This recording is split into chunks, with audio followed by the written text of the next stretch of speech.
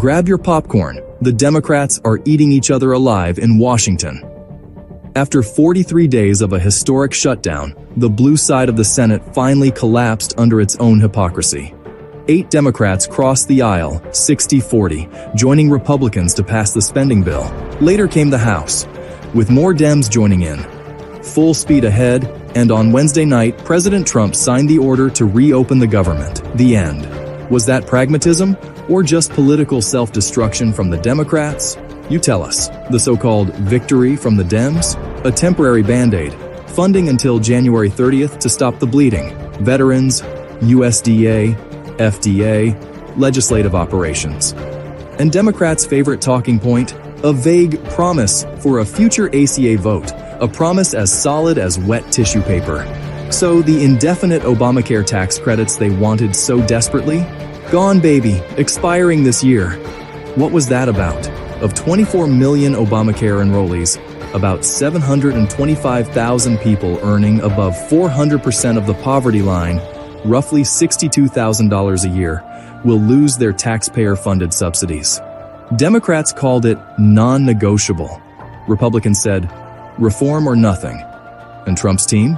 They're planning a power move. Redirect those billions from insurance giants straight to the people through health savings accounts or direct cash. A novel concept, helping citizens instead of bureaucrats. Radical, right? It will be either that or something much better, but Obama fraud is very dead.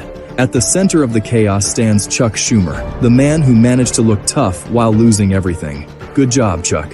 He voted no, and no one cared. Bernie Sanders called it a very bad night.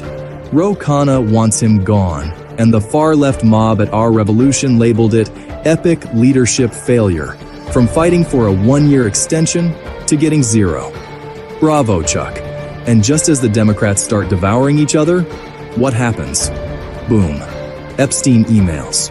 Dropped by the Dems like some kind of political smoke grenade. One email claims Trump knew about the girls because he asked Ghislaine to stop. So, he told her to stop. That's their scandal. Mike Johnson is already pushing for the release of all files. Pathetic move, leftists. Try harder next time. Trump responded on Truth Social. Democrat hoax to distract from the shutdown flop.